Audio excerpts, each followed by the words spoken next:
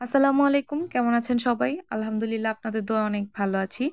আজকে হাজির হলাম একদম পারফেক্ট দোকানের মতো খুব দাম দিয়ে যে সন্দেশগুলো আমরা কিনে খাই বাসায় খুব সহজে কিভাবে বানিয়ে নেওয়া যায় সেই রেসিপি নিয়ে। তো এই ডেজার্টটি খেতে যেমন মজা দেখতেও খুব সুন্দর। তো চলুন প্রস্তুত প্রণালীতে যাই। কি নিয়েছি আমি 2 কাপ পরিমাণ চিনি নিয়েছি। আজকে আমি ডালডা দিয়ে বানাবো অথবা আপনারা ঘিও ইউজ করতে পারেন বা বাটার। আর এখানে আছে ময়দা 1 কাপ পরিমাণ, গুঁড়ো দুধ 1 কাপ পরিমাণ, 70 গ্রাম করে ময়দা, 70 গ্রাম গুঁড়ো দুধ নিয়েছি আমি এখানে। আর 2টা ফুড কালার নিয়েছি, যে যেরকম কালার নিতে পারেন। তো এবারে আমি চলে যাব একদম প্রস্তুত প্রণালীতে। মেজারমেন্ট কাপের আধা কাপ পানি আমি একটি ফ্রাইং প্যানে দিয়ে নিচ্ছি।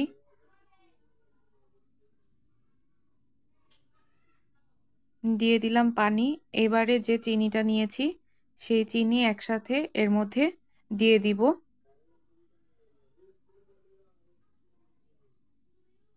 পানির পরিমাণটা চেষ্টা করবেন ঠিকভাবে দেওয়ার। তো এ পর্যায়ে আমি দিয়ে দিচ্ছি যে চিনিটা রেখেছিলাম। চিনি দিয়ে চুলোর আঁচটা হালকা একটু বাড়িয়ে দিলাম আর অনবরত এরকম নেড়ে চেড়ে নিচ্ছি।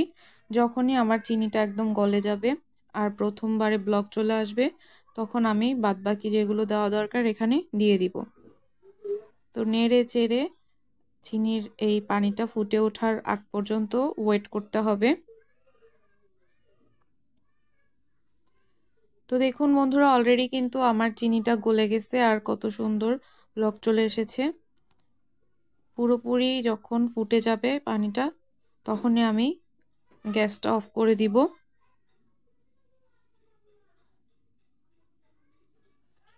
তো আমার শিরাটা কিন্তু প্রায় একদম হয়ে এসেছে, খুব বেশি ঘন করব না।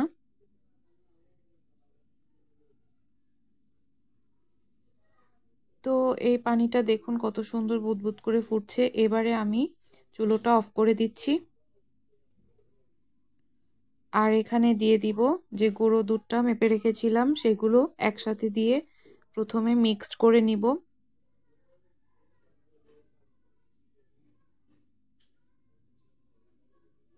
এই যে ভালোভাবে মিক্সড করে নিতে হবে যাতে কোনো দলা দলা না থাকে। আর চেষ্টা করবেন একটু খুব তাড়াতাড়ি করে করার।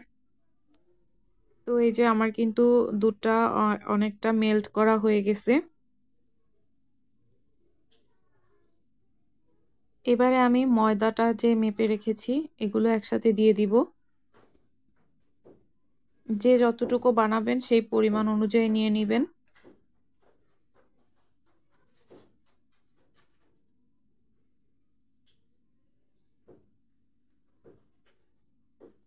সেম প্রসেসে ময়দাটাও আমি মেল্ট করে নিয়েছি আর দিয়ে দিচ্ছি ডালডা। আমি আগেই বলেছি এখানে আপনারা বাটার বা ঘি, ডালডা এই 3টা উপকরণ মিক্সড করতে পারেন। কোনো মতেই কিন্তু তেল দিয়ে করতে যাবেন না, তাহলে কিন্তু সন্দেশটা হবে না। তো এই যে এবারে খুব সুন্দর স্মুথলি দেখুন কত সুন্দর একটা টেক্সচার হয়ে যাচ্ছে। এখন যতটা এরকম নরম দেখতে পাচ্ছেন, ঠান্ডা হতে দিতে হবে, তারপর আস্তে আস্তে এটা একদম শক্ত সুন্দর একটা ডোতে পরিণত হবে। এবারে আমি ঠান্ডা করার জন্য রেস্টে রেখে দিব কিছুক্ষণ। তো দেখুন আমার ব্যাটারটা কত সুন্দর পারফেক্ট একটা ডো হয়ে গেছে, নরমটা কিন্তু আর নাই। তো আমি ভালোভাবে মথে তারপর 2টা ভাগে ভাগ করে নিয়েছি। এই একটা ভাগে ফুড কালার আমি অ্যাড করেছি। আমি একটা ফুড কালার দিয়ে আজকে বানাবো অরেঞ্জ। তো বেশ অর্ধেকের 2 ভাগ নিয়েছি হোয়াইট, আর অল্প একটুতে আমি কালারটা অ্যাড করেছি।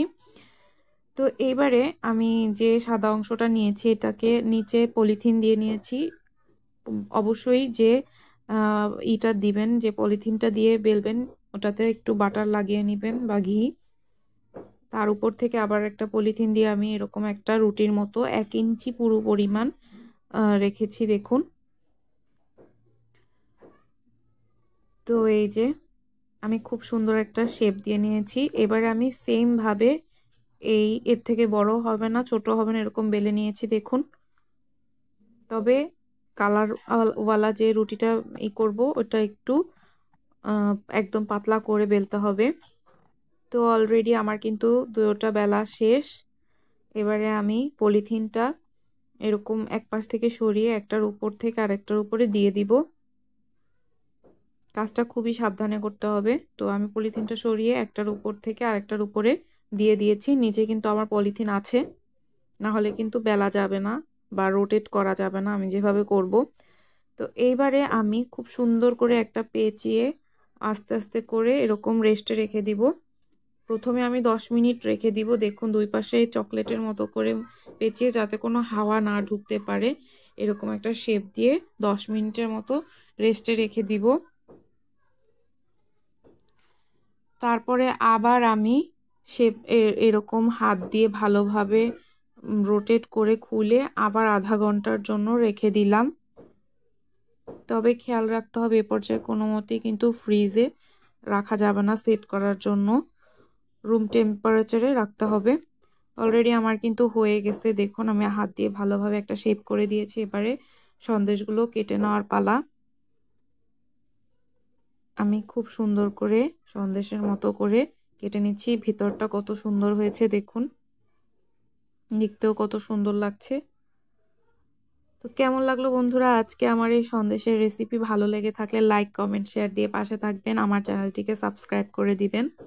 আর আজকের ভিডিওটি ভালো লাগলে কমেন্ট এবং শেয়ার করতে একদমই ভুলবেন না। এখানেই শেষ করছি। আল্লাহ হাফেজ।